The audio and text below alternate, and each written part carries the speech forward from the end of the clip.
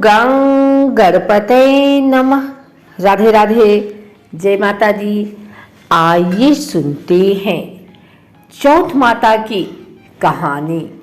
एक सेठ सेठानी थे, उनके एक बेटा और बहू थे। बहू सबको भोजन करा के फिर स्वयं भोजन करती थी। एक पड़ोसन ऐसी थी जो रोज पूछती कि बहू आज क्या बनाया खाया।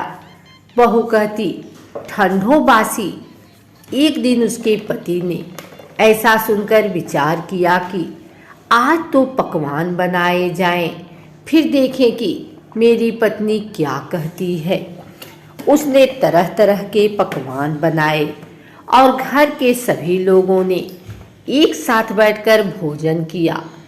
आज भी पड़ोसन ने पूछा तो बहू ने कहा ठंडो बासी। सेठ के लड़के ने सोचा हो न हो कोई बात अवश्य है जिससे कि मेरी पत्नी ऐसा कहती है। उसने पत्नी से पूछा तुम रोज ठंडो बासी खाया ऐसा क्यों कहती हो, जबकि अपने सबने एक साथ बैठकर कई तरह के पकवान खाए। उसकी पत्नी बोली हम जो खा रहे हैं वह बाप बूढ़ों की कमाई है। जिस दिन आप कमा कर लाओगे उस दिन मैं समझूंगी कि ताज़ा भोजन कर रहे हैं। अब एक दिन लड़के ने माँ से कहा मैं एक बड़े शहर में कमाई करने जा रहा हूँ।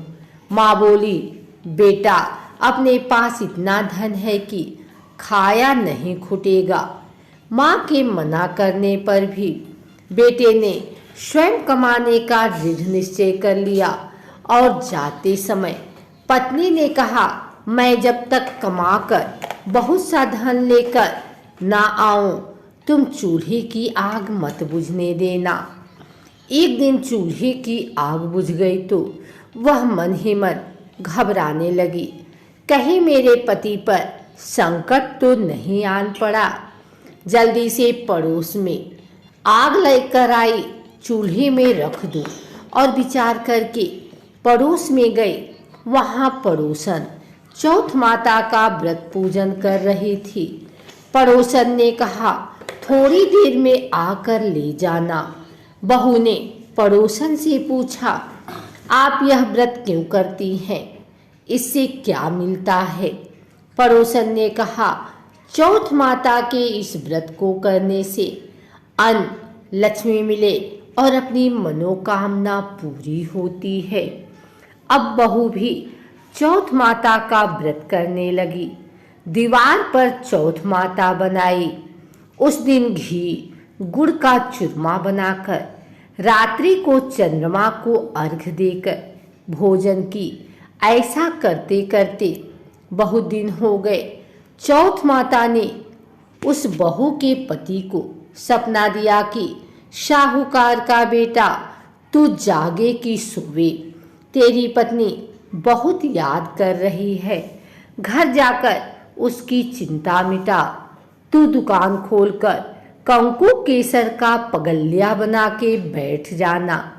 आज तेरा हिसाब किताब चुकता हो जाएगा। अब तो चौथ माता ने जैसा कहा था वैसा ही हुआ। उसने घर जाने की तैयारी की और गाड़ी भर के धन दौलत लेकर चल दिया। रास्ते में एक बड़ा सा काला नाग फन फैलाए बैठ गया और कहने लगा आज तो मैं तुझे डसूंगा, छोड़ूंगा नहीं। आज तेरी आयु पूरी हो गई है। सेठ ने लड़के से कहा आज चौथ माता ने मुझे सपना दिया तो मैं पत्नी से मिलने घर जा रहा हूँ। वहाँ मेरी पत्नी बहुत चिंता कर रही है। मैं उससे मिलकर जरूर आऊँगा, तब तुम मुझे डस लेना। नाग ने कहा तुम शपथ पूर्वक कहकर जाओ तो मैं तुम्हें जाने दूंगा, परंतु लौट कर नहीं आए तो तुम्हारे घर आकर मैं तुम्हें डस लूँगा। इस प्रकार सर्प को वचन देकर वह अपने घर पहुंचा। वहां सभी से हंसी खुशी से मिला और भोजन करने उदास होकर बैठ गया।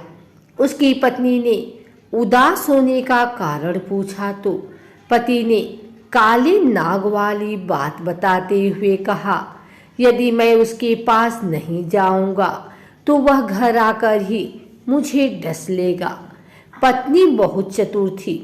उसने कहा कि आप घबराओ नहीं, लेट जाओ, मैं एक उपाय करती हूँ। पत्नी ने कमरे की 7 पीढ़ी सिढ़ाव धोई। पहली पीढ़ी पर रेत, दूसरी पर इत्र, तीसरी पर गुलाल, चौथी पर कंकु केसर, 5वीं पर लड्डू पेड़ा, 6ठी पर गादी गलीचा और 7वीं पीढ़ी पर दूध का कटोरा भरकर रख दी। इस प्रकार वह 7 ही पीढ़ी सजाकर बैठ गई। आधी रात होते ही नाग आकर पीढ़ी चढ़ने लगा। पहली पीढ़ी पर रेत में लौट गया और कहने लगा कि सेठ की बहू ने आराम तो बहुत दिया, पर वचनों से बदकर आया हूँ, सो डसूंगा अवश्य ही। इस प्रकार 7 पीढ़ियों पर नाग आराम करता हुआ और कहता हुआ कि डसूंगा जरूर कमरे में जाने ही वाला था कि चौथ माता ने विचार किया कि मैं इसे नहीं बचाऊंगी तो संसार में धर्म कर्म और व्रत पूजन को कौन मानेगा। अब तो गणेश जी, चंद्रमा जी और चौथ माता ने उसे बचाने का विचार किया। चंद्रमा जी ने उजाला किया, चौथ माता ढाल बनी और गणेश जी ने तलवार लेकर नाग को मार दिया और ढाल से ढक दिया। अब बहू भी थकी हारी सो गई। दिन उगा तो लोग बेटे से मिलने आए, परंतु बेटा बहू तो उठे ही नहीं थे। बहुत देर हो गई तो माँ उन्हें उठाने गई। माँ ने 7 पीढ़ियों पर जो कुछ देखा तो बहुत घबराई और बेटा बहू को आवाज लगाई। बेटा बहू उठे तो देखा कि एक ढाल तलवार वहां पड़ी है। अब ढाल उठाई तो वही काला नाग मरा हुआ पड़ा है।